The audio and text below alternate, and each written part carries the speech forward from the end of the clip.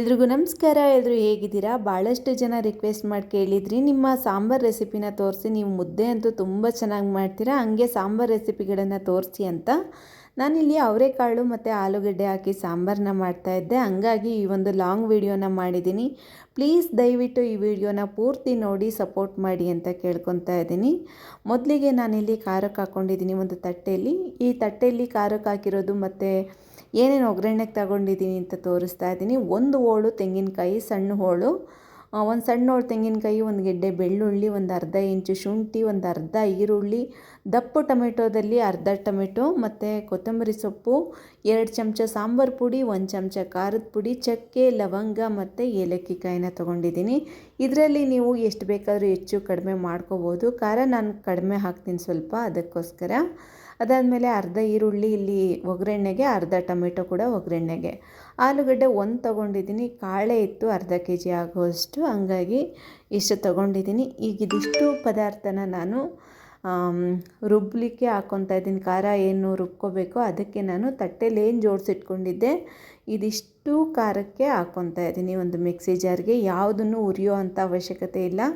ನಮ್ಮ ತಿಪ್ಟೂರು ಅರಸೀಕೆರೆ ಸೈಡವರೆಲ್ಲ ಈ ಥರನೇ ಸಾಂಬಾರು ಮಾಡೋದು. ನೀವು ಬೇಕಾದರೆ ತುಂಬ ಜನನ ಕೇಳಿ ನೋಡಿ, ಭಾಳ ಚೆನ್ನಾಗಿರುತ್ತೆ. ಈ ಅವರೆಕಾಳು ಸೀಸನ್ನಲ್ಲಂತೂ ಮನೆಯಲ್ಲೂ ಇದು ಸಾಂಬಾರನ್ನ ಮಾಡ್ತಾರೆ, ಸಿಕ್ಕಾಬಟ್ಟೆ ಚೆನ್ನಾಗಿರುತ್ತೆ.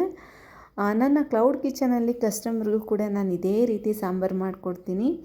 ನಾವು ಹೆಂಗೆ ಮಾಡ್ಕೊಂಡು ತಿಂತೀವಿ ಅದೇ ರೀತಿ. ಇದು ನೋಡಿ, ಇದೇ ರೀತಿ ಬರಬೇಕು ಖಾರ, ಯಾವಾಗಲೂ ನೈಸಾಗಿರಬೇಕು, ಆವಾಗ ಸಾರು ತುಂಬ ಚೆನ್ನಾಗಾಗುತ್ತೆ. ಕುಕ್ಕರಲ್ಲಿ ಒಂದು 2 ಚಮಚ ಆಗೋಷ್ಟು ಎಣ್ಣೆನ ಹಾಕ್ಕೊಂಡು ಸ್ವಲ್ಪ ಸಾಸಿವೆನ ಹಾಕ್ಕೊತಾ ಇದ್ದೀನಿ. ಸಾಸಿವೆ ಚೆನ್ನಾಗಿ ಸಿಡಿದ ತಕ್ಷಣ ನಾನು ಅರ್ಧ ಈರುಳ್ಳಿ ಏನು ಎತ್ತಿಟ್ಕೊಂಡಿದ್ದೆ ಆ ಒಂದು ಅರ್ಧ ಈರುಳ್ಳಿನ ಹಾಕ್ಕೊತಾ ಇದ್ದೀನಿ. ಅರ್ಧ ಟೊಮೆಟೊ ಕೂಡ ಇವಾಗಲೇ ಹಾಕ್ಕೊತಾ ಇದ್ದೀನಿ. ಈರುಳ್ಳಿ ಏನು ಕೆಂಪಾಗೋ ಅಂಥ ಅವಶ್ಯಕತೆ ಇಲ್ಲ. ಚೆನ್ನಾಗಿ ಬಾಡಿದ ನಂತರ ಈಗ ನಾನು ರುಬ್ಬಿಟ್ಕೊಂಡಿರೋ ಅಂಥ ಖಾರದಲ್ಲಿ 1 ಸೌಟು ಆಗೋಷ್ಟು ಖಾರನ ಹಾಕ್ಕೊತಾ ಇದ್ದೀನಿ. ಈ ಘಮ ನೀವು ನೋಡಬೇಕು ಒಂದ್ಸಲ, ಎಷ್ಟು ಚೆನ್ನಾಗಿರುತ್ತೆ ಅಂದರೆ ಈ ಒಂದು ಖಾರ ಈ ಥರ ಉರಿಯೋದ್ರಿಂದ ಸಿಕ್ಕಾಬಟ್ಟೆ ಚೆನ್ನಾಗಿರುತ್ತೆ ಸಾರು. ಆ ಖಾರಕ್ಕೆ ನಾನು ಕಟ್ ಮಾಡಿ ಇಟ್ಕೊಂಡಿರೋ ಆಲೂಗಡ್ಡೆ ಮತ್ತು ಸುಲಿದಿಟ್ಕೊಂಡಿರೋ ಅಂಥ ಅವರೆಕಾಳನ್ನ ಹಾಕ್ಕೊಂಡು ಈ ಖಾರದಲ್ಲೇ ಚೆನ್ನಾಗಿ ಬಾಡಬೇಕು, ಘಮ ಚೆನ್ನಾಗಿ ಹೊಂದ್ಕೋಬೇಕು. ಅದಕ್ಕೋಸ್ಕರ ಈ ಕಾಳನ್ನ ಈ ಖಾರದಲ್ಲೇ ನಾನು ಹುರ್ಕೊತಾ ಇದ್ದೀನಿ. ಹಿಂಗೆ ಮಾಡೋದ್ರಿಂದ ಭಾಳ ಚೆನ್ನಾಗಿ ಬರುತ್ತೆ. ಮಸಾಲೆ ಇಟ್ಟು ಮಾಡೋ ಅಂಥ ಸಾಂಬಾರುಗಳು ನಾಟಿ ಕೋಳಿ ಸಾರು ಥರ ಬರುತ್ತೆ ಈ ಸಾರು. ಒಂದು ಸಲ ಟ್ರೈ ಮಾಡಿ. ಮಿಕ್ಕಿದಂಥ ಖಾರನೂ ಕೂಡ ಇವಾಗಲೇ ಸೇರಿಸ್ಕೊತಾ ಇದ್ದೀನಿ. ಚೆನ್ನಾಗಿ ಮಿಕ್ಸ್ ಮಾಡ್ಕೊಂಡ ನಂತರ ಈಗ ಸಾರಿಗೆ ಎಷ್ಟು ಬೇಕೋ ಅಷ್ಟು ಅದಕ್ಕೆ ನೀರನ್ನ ಹಾಕ್ಕೊತಾ ಇದ್ದೀನಿ. ಅಂದರೆ ಸಾರಿನ ಅದನ್ನು ಕನ್ಸಿಸ್ಟೆನ್ಸಿನ ಅಡ್ಜಸ್ಟ್ ಮಾಡ್ಕೊತಾ ಇದ್ದೀನಿ. ನೀರನ್ನ ಹಾಕ್ಕೊಂಡು ನೋಡಿ, ಎಷ್ಟು ಬೇಕೋ ಅಷ್ಟು ನೀರನ್ನ ಹಾಕ್ಕೊಂಡು ಸಾರನ್ನ ಒಂದುಗೂಡಿಸ್ಕೊಂಡೆ. ನೋಡಿ, ಈ ಹದವಾಗಿದ್ದರೆ ಸಾಕು, ಒಂದು 5-6 ಜನ ಊಟ ಮಾಡೋಕ್ಕಾಗುತ್ತೆ.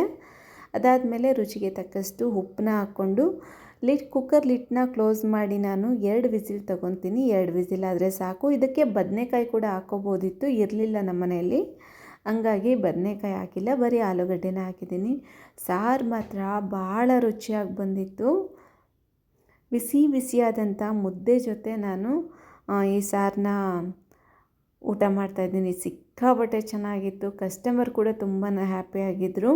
ನಾನು ಎಳ್ಳಿಕಾಯಿ ಉಪ್ಪಿನಕಾಯಿ ತೊಗೊಂಡಿದ್ದೀನಿ ಇದ್ರ ಜೊತೆ, ಸಿಕ್ಕಾಬಟ್ಟೆ ಚೆನ್ನಾಗಿರುತ್ತೆ ಅಂತ. ಪ್ಲೀಸ್ ಈ ವಿಡಿಯೋ ಇಷ್ಟ ಆದರೆ ಒಂದು ಲೈಕ್ ಮಾಡಿ, ಶೇರ್ ಮಾಡಿ, ಕಮೆಂಟ್ ಮಾಡಿ.